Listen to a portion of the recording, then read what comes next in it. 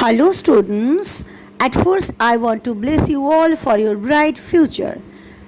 And now I'll start to discuss with you about the excretory organs in human beings.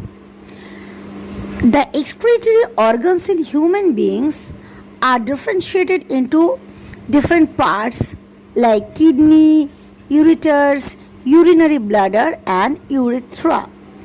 These are the main four divisions or parts of an excretory organ in human beings. And the first and foremost is the kidney. It looks like a bean seed. The kidneys filter waste products from the blood and produce urine. The ureters transport urine from the kidneys to the urinary bladder. The urinary bladder stores urine until it is released through the urethra during urination. And now the kidney.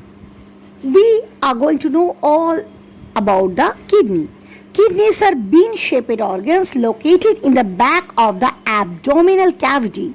They filter waste products and excess water from the blood to produce urine. The urine flows down the ureters, and these are the two tubes that connect the kidneys to the urinary bladder. You can see this is the urinary bladder and it's a muscular sac. Why it is sac? Because the sac stores urine until it is released through the urethra during urination. Before that time, all the urine that is produced into our body is present or stored there. The urethra is a tube that carries urine from the bladder to the outside of the body. Overall, these organs work together to remove waste products, actually the nitrogen-based waste products from the body and maintain proper fluid balance. The kidneys are made up of millions of tiny structures and is having a funnel at the starting point of this structure, and at the end is a tube-like structure, and these tiny structures are called nephrons. These nephrons filter waste products and excess water from the blood to produce urine. The urine then flows down, and this urine then flows down the ureters to the urinary bladder. In addition to filtering waste products, the kidneys also play a crucial role in regulating blood pressure. Yes, that's true. How it regulates the blood pressure? Producing red blood cells and maintaining proper levels of electrolytes into our body. The ureters are two muscular tubes that connect each kidney to the urinary bladder. They transport urine from the kidneys to the bladder by contracting and relaxing in the rhythmic motion. And the muscles that are involved in this action is called sphincter muscles. Sphincter muscles, by contracting and relaxing in a rhythmic motion, helps the bladder to excrete or to release all the urine from the bladder towards outside of our body.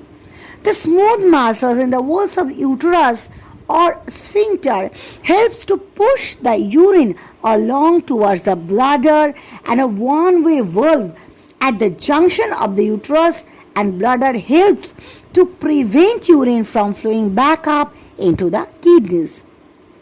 The urinary bladder is a muscular sac that stores urine until it is released through the urethra during urination. It is located in the pelvis behind the pelvic bones. The bladder is made up of smooth muscle that contracts and relaxes to allow urine to enter and exit the bladder.